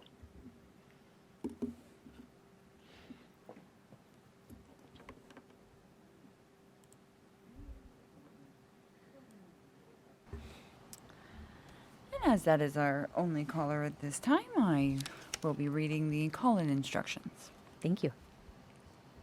In order to maximize transparency and public participation in our process, the commissioners will be taking community of interest input by phone. To call in, dial the telephone number provided on the live stream feed. It is 877-853-5247. When prompted, enter the meeting ID number provided on the live stream feed.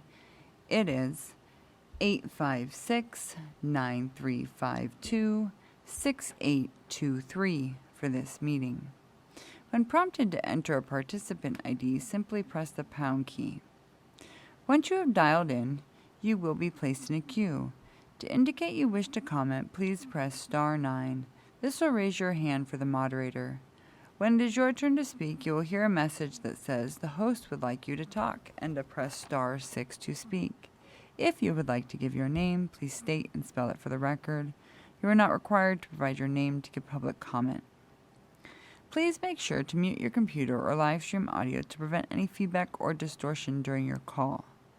Once you are waiting in the queue, be alert for when it is your turn to speak, and again, please turn down the live stream volume. And at this time, Chair, we do not have anyone in the queue. Thank you, Katie. So at this time, I was actually trying to think of some prompts. I was thinking of animal encounters, but I don't think we want to go there right now. But this is the second and last Zone D meeting, and I don't believe the first time we actually talked about stories in terms of if you have any stories regarding the wonderful counties of Sacramento, El Dorado, Nevada, Placer, Sierra, Sutter, Yolo, Yuba. Of course, I've lived here my whole life, so I probably have more stories, some that I can't say here in the public. So if any of my fellow commissioners would like to share, we're open for that. Oh, wait a minute. We have a caller. We're going to have to hold on for that a second. Katie? Yes. Caller 7042. I see that raised hand. If you will please follow the prompts to unmute at this time.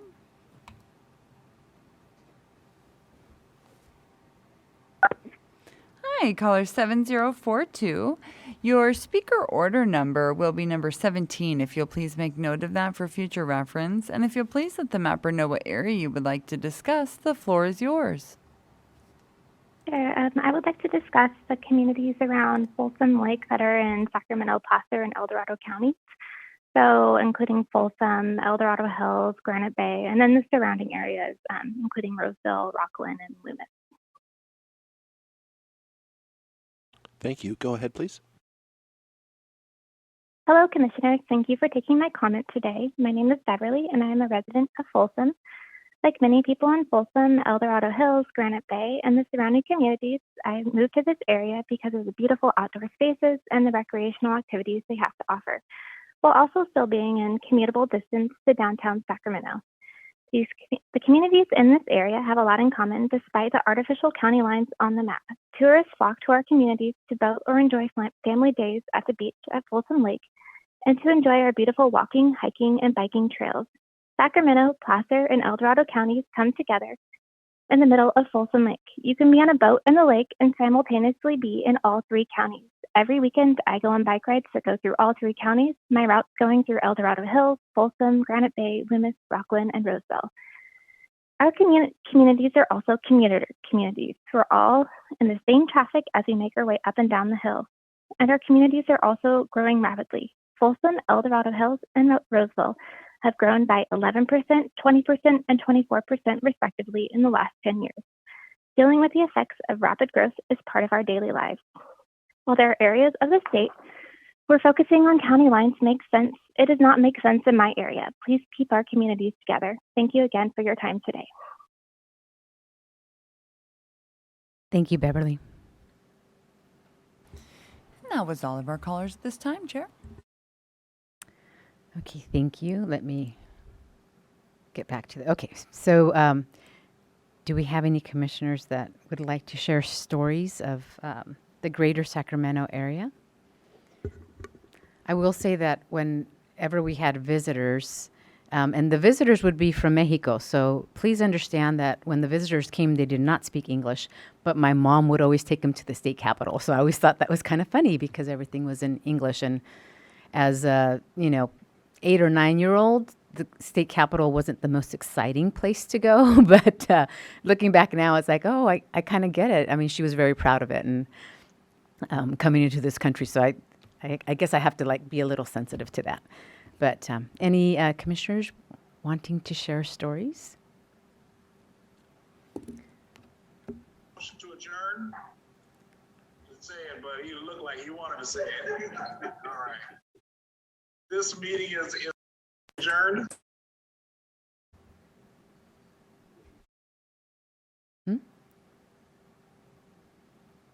Was that Commissioner Taylor? That was interesting, Commissioner Taylor. Was that were we supposed to try to guess what was going on in the background? Hey, that would be a good prompt.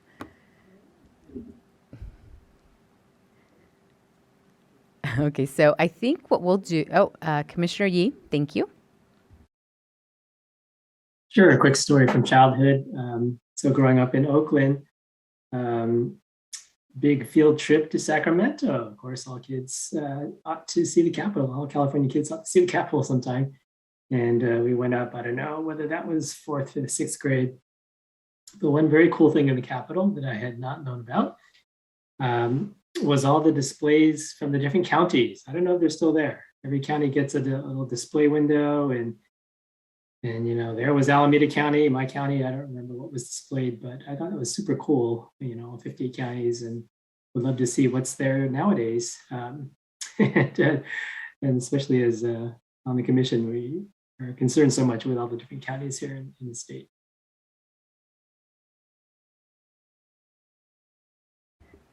Thank you. Commissioner Furnishari? Yeah, I remember as a school kid taking a field trip up to Sutter's Fort in a tour of that. And in fact, my wife, she's a teacher, and her and her class were like worked there. They like hosted the day, so the kids had to learn, all the displays and how to present them and dress and costume and that stuff. So the kids had a lot of fun doing that. Yeah, I've heard of that. The teachers actually have to go there for training, like 1 or 2 days, to make sure they're wearing the appropriate clothing and everything else that goes with it. So that's pretty neat. I do remember going to Sutter's Fort, but we didn't get to do the overnight. One thing that my family likes to do is the week between Christmas and New Year's, we like to rent a house up in Lake Tahoe. And fortunately, we've been able to rent the same house, and they have this nice little hill area. So we would set up our own little sledding in the back, which was really quite a bit of fun. Great memories there. I love going there in the summer too. It's just such a beautiful, beautiful area right there by Lake Tahoe. And then another thing we like to do is raft on the American River, which was fun. And I live right off of Sacramento River, so I'm there every single day driving by. So for me, obviously it's home. So anyone else? Commissioner Anderson. So the talk about going to this downtown for the on school field trips, I've been up around Sacramento and that entire area many, many, many times, and finally did a school trip up to the Capitol. And unfortunately, it was one of those days, it was hot and windy and dry, and all the children were they melted, from the Bay Area. They just literally melted. And I don't think they remembered anything except then we eventually said, we came up with the idea, well, let's go and look at the train museum, which is right there on the river.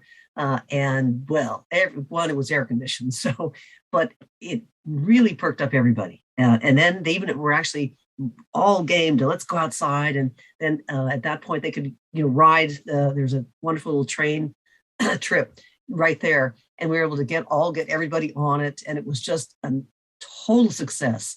And so it went from, and actually it sort of cooled off a little bit, and we got to go back, kind of review some of the things that in the in the Capitol. But I really have to say it was the trains that really saved the entire day because they literally just melted. And so here's a good shout out to the California the State Railroad Museum right there, which is if you haven't been recently or it's been a long, long time, it's always a great place to go. And then, of course, you can do many, many different train trips all through the entire area even on Amtrak. It has great, good station and everything up there, too. So that's one of those memories. Thank you.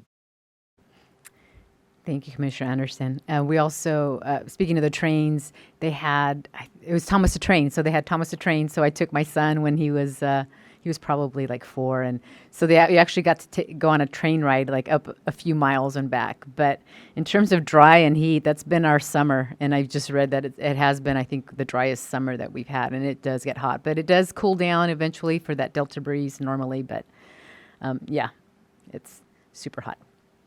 Anyone else?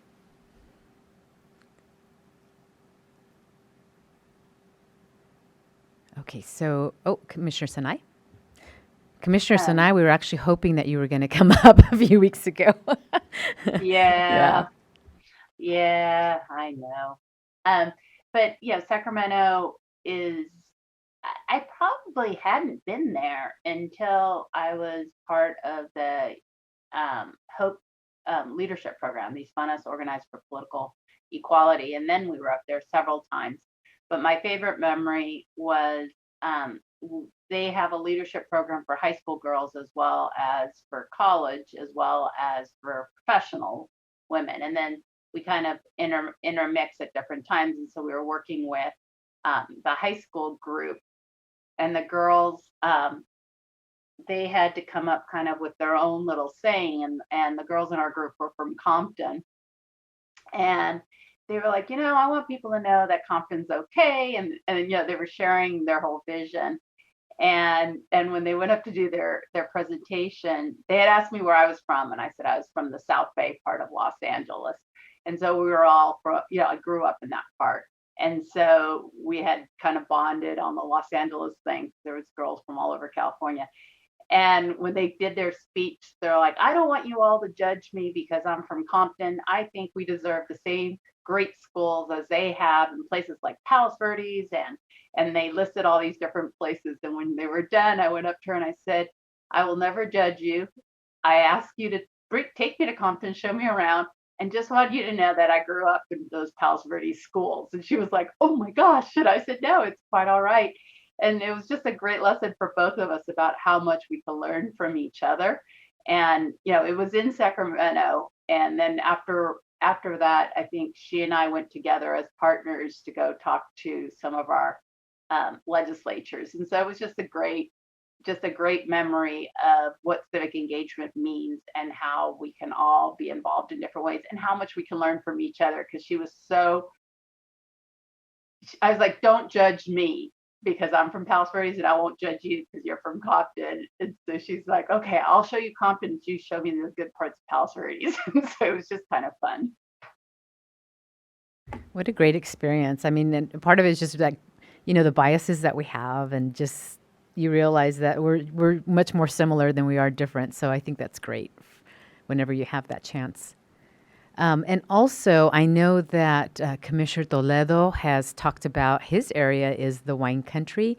I just want to say my small little Clarksburg area has converted from tomato fields and cornfields to vineyards, and less than a mile away from my home, we have sugar mill that I believe is up to 14 different wineries all in one place right outside of Sacramento. So it's like a mini little Napa area. And I know some of the other counties as well are somewhat converting to the vineyards. Commissioner Toledo, did you want to say something? I'm going to have to go try some Clarksburg wine. No, and then I was just going to share. I remember, I can't remember what grade it was, but we did go up to Sacramento and we did the tour of the Capitol, and then we went up to Sutter's Fort. It was such a long day. And we did the whole thing in one day, but it was my first time up in Sacramento, and it was just very, to see the state capitol when you're that small, right? Because it must have been like fourth grade or fifth grade, but it was very impressive, and it's something you just remember. And we just walked around because we had to get to Sutter's Fort, and it's still, ways away. So, but it was still pretty impressive and a cool experience, and something that every Californian child should be able to experience. Yes, completely agree. I think now as an adult, I'm more appreciative of our history, and I wish I would have paid better attention when I was in school. You kind of just enough to get through the class, and now I'm like, I'm thinking I should probably go back to Sac City and take a history class. But yeah, so much history and information that you can pass on. Any other stories? If not, we can go to a video. Commissioner Yee? If I could double dip. Actually, the only other thing I remember about that school trip was our visit to the state Supreme Court chamber, the same Supreme Court that the commission just petitioned yesterday. And what I remember about that was the tour guide telling us to look at the ceiling. And of course, it's very ornate. And she said to look for a particular spot where there's a particular, was it a star? I don't quite remember. There was some little feature that was purposefully imperfect. It was like half a star or something instead of a whole star. And so the whole pattern, which was otherwise complete, was imperfect in just that one little spot if you knew where to look for it.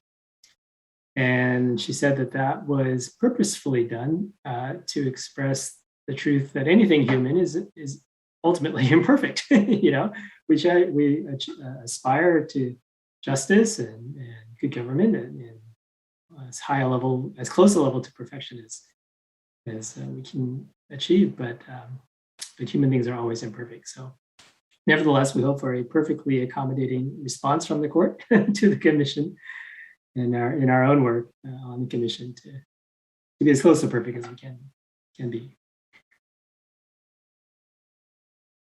Thank you. I don't see any other hands, so we will go to a. Katie, should we read the instructions before we go on to a video, or should we just go straight to a video? Let's do instructions first. Let them know that we'll be gone for about 20 minutes, and then when we come back, we will take calls. Can you do that for me, Katie? Thank you. Absolutely, Chair. In order to maximize transparency and public participation in our process, the commissioners will be taking community of interest input by phone. To call in, dial the telephone number provided on the live stream feed. It is 877-853-5247. When prompted to enter the meeting ID number provided on the live stream feed, it is 856-9352-6823 for this meeting. When prompted to enter a participant ID, simply press the pound key. Once you have dialed in, you'll be placed in a queue. To indicate you wish to comment, please press star 9. This will raise your hand for the moderator. When it is your turn to speak, you will hear a message that says the host would like you to talk and to press star 6 to speak. If you would like to give your name, please state and spell it for the record. You are not required to provide your name to give public comment. Please make sure to mute your computer or live stream audio to prevent any feedback or distortion during your call. Once you are waiting in the queue, be alert for when it is your turn to speak, and again, please turn down the live stream volume. And we do not have anyone in the queue at this time, Chair. Okay, thank you. Christian, can we play the 20-minute video, please?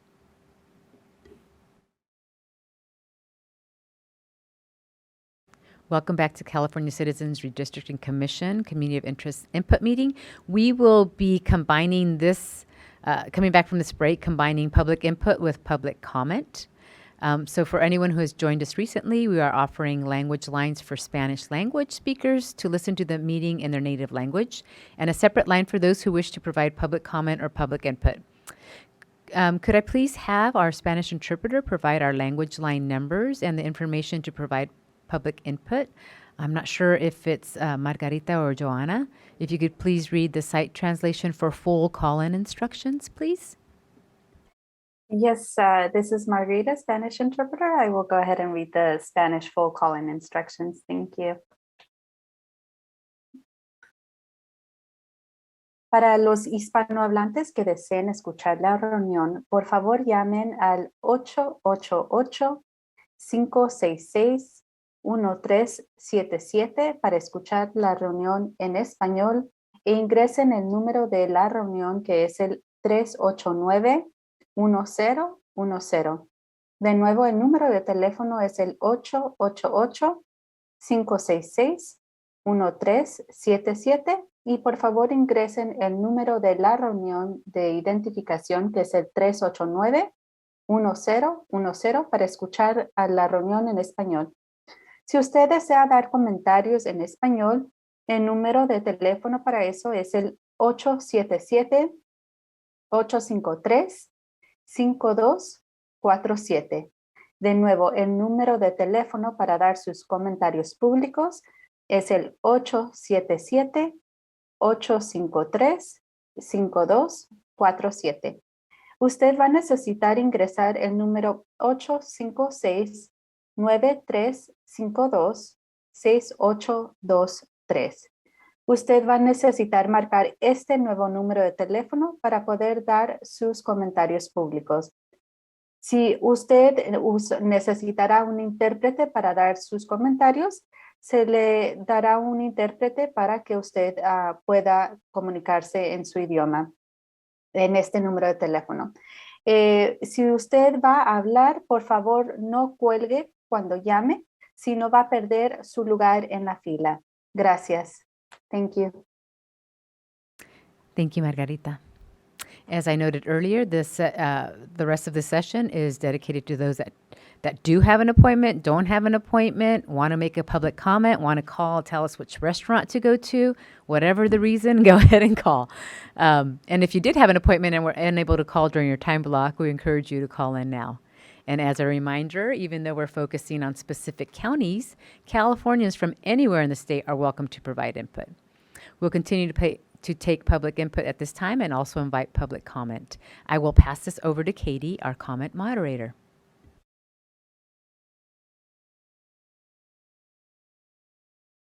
Thank you, Chair. In order to maximize transparency and public participation in our process, the Commissioners will be taking community of interest input and general public comment for items not on the agenda by phone at this time. To call in, dial the telephone number provided on the live stream feed. It is 877-853-5247. When prompted to enter the meeting ID number provided on the live stream feed, it is 856-9352-6823 for this meeting. When prompted to enter a participant ID, simply press the pound key. Once you have dialed in, you will be placed in a queue. To indicate you wish to comment, please press star 9. This will raise your hand for the moderator. When it is your turn to speak, you will hear a message that says the host would like you to talk and to press star 6 to speak. If you would like to give your name, please state and spell it for the record. You are not required to provide your name to give public comment. Please make sure to mute your computer or live stream audio to prevent any feedback or distortion during your call. Once you are waiting in the queue, be alert for when it is your turn to speak, and again, please turn down the live stream volume. And we do not have any callers in the queue at this time. Thank you, Katie. We'll just give it a few more minutes, and I'm trying to think of how I can fill this time slot other than I am a foodie. So I was trying to think of some of the restaurants that I have gone to. In Lake Tahoe, I also love, I don't want to call it a dive, but I like establishments that have been there for a long time. And there was, I think it's a hamburger place called, I think it's the Snowball Burger and Fries in South Lake Tahoe. So just a little shout out to them. I absolutely love your shakes and your fries and your hamburgers. Oh, what is it called? Snowflake? Snowflake, the Snowflake. Absolutely love it. Thank you, Katie. Katie, our moderator, is also a food connoisseur, so she knows what we're talking about.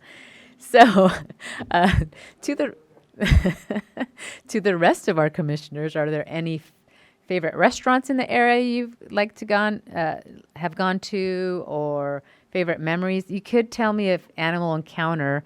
I'm sure Commissioner Anderson probably has a great story of Animal Encounter. And for myself, living out in the country, we have encounters quite a bit. And yesterday we had wild turkeys, which were running across my yard, which is okay. It's just not okay when I'm running.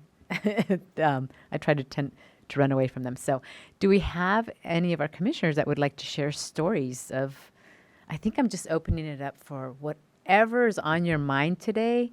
We're open. Commissioner Anderson. Okay, since I was called out, I actually have a wonderful story about bears, and my nieces and nephews say, "Tell the one about Andy Jane and the bears." But it's not. It's actually in Canada, so I will not tell that one. That's for another time. But in terms of animal in around this area, I don't have any really good ones except birds, which are of course wonderful. And it actually involves, and I might have told this before, driving up through Sutter Yuba. up into Butte. And I was driving, early one morning, and we came across, actually out of Knight's Landing, where you go over this wonderful sort of ferry thing. It's actually a different, interesting bridge. And up and through that country early in the morning. And we saw, red-tailed hawks, different couple of kites, different birds. We saw them, and an entire flock of something, which I still don't know what it was, but had some beautiful coloring on it. And part of it was also a sunrise. So it was just magnificent in that area. So that's one of the really lovely rural memories, driving on small country roads, and just amazing, early in the morning. It was beautiful, of course, and foxes, and it was literally, everywhere you turn around, it was like being in, an animal park or a zoo, except it was all wild and natural. So it was really lovely. That sounds great. As long as I'm in a car and I'm not surrounded by them, I'm good. Commissioner Kutagawa, I believe you had your hand up as well. I was just going to share a story about, I think, my first time seeing Sacramento, and living in Southern California, trips to the capital are not our norm down here. So I have to just say that, growing up as a kid, you just imagine when you think about a capital city, it's going to be like humongous, like we have in LA, right? Like LA is just humongous, and you see City Hall, and it's not that City Hall itself is humongous, but it's just the area around it. There's just a lot. And so I can't remember the first time I came to Sacramento. I think I was where I could actually remember being in Sacramento. I think I was like in my early 20s. And I remember touching down, I'm thinking, wow, this is a lot smaller than I thought. And then I just realized it's like I had this like image in my mind, that Sacramento was just like this like Washington, D.C.-ish, huge city. And I thought, wow, this is the capital of our state, and it's a lot smaller than I imagined. So I guess that just always just, sticks in my mind. But still going to the Capitol, and, it is a beautiful building, actually. And I agree with you, Commissioner Fernandez. I could see why, it's a place that one would want to take visitors, because it still is a very regal, building. And so, I just thought I'd just share that. It's just, from the mind of a child to then actually confronting it or seeing it in adulthood, it doesn't always match up sometimes, but I guess that's my story for Sacramento. I like that story. I think, you're absolutely right, because, the way we imagine things in our heads versus reality, I don't think I've ever gotten it right. But yes, thank you for sharing. And Commissioner Sinai? I thought I would share a water animal story, since we keep going into the wild, but desert and mountains and urban animals. But this is the time of the year, which is one of my favorite times of year to snorkel in San Diego, especially in the La Jolla Cove area, because this is when the sharks come in, and you can just snorkel with the nurse sharks. And it's even though that they are not going to attack you or anything, it's still pretty eerie. But it reminds you that we are sharing. The ocean is home to many, and we're just visitors. And someone was just posting pictures that they actually saw a turtle in the La Jolla Cove, which is kind of cool that the turtles are back in California. I've heard that they're also you're starting to see them more in Santa Monica and the South Bay. So anyone who wants to come down, we can go kayaking and snorkeling and see the sharks. Kayaking and sharks. So they would be bigger than me, right? Is that the case? The babies in a kayak? are smaller. Most of them are smaller. They look bigger because the water makes them look bigger. They would look very big to me, regardless of how big. Commissioner Anderson? Speaking of animals on the waters, back up to Sacramento, we were there one time in Old Town, and we're walking around. Someone says, "What's that in the river there?" And it's going, "Oh, it's a boat. It's such." And all of a sudden, it jumped out of the water, and we swear like it was a dolphin. I'm like, no, it couldn't have been a dolphin. What is a dolphin doing in the Sacramento River? I was like, no. But they've been like, well, then what was it? And people are going around, it was a dolphin, it was a dolphin. I still do not know to this day what it was.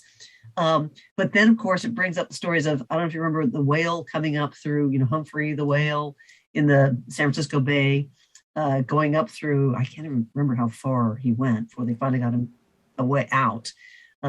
He did come back into the bay. But since that, I would talk to people about animals up and around the Sacramento River. And someone was saying, I think there's a manatee who's been transplanted and put in the river there.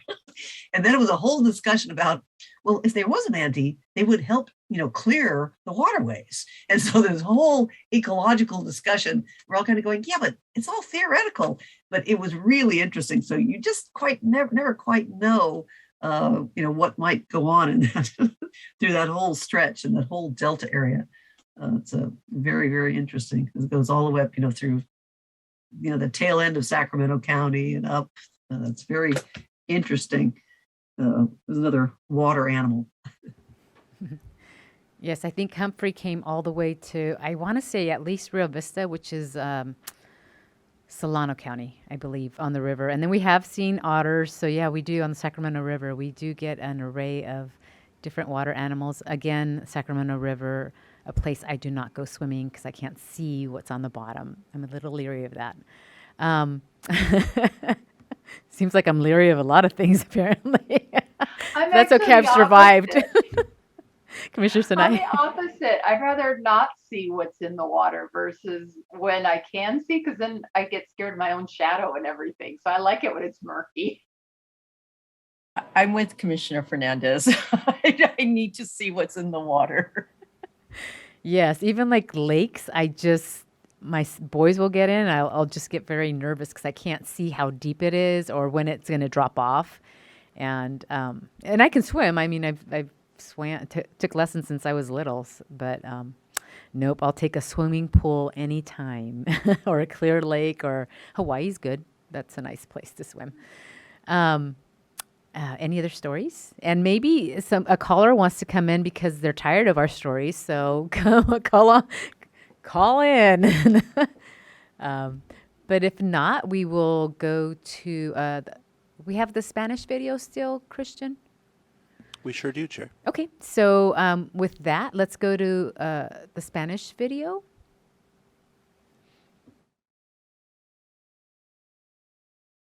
Welcome back, everyone. And at this point, we still do not have anyone in the queue.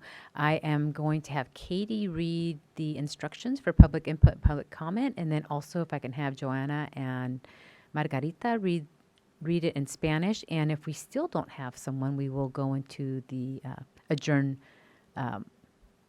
language. Thank you. All right. Thank you, Chair. In order to maximize transparency and public participation in our process, the commissioners will be taking public comment by phone, or community of interest input and public comment by phone.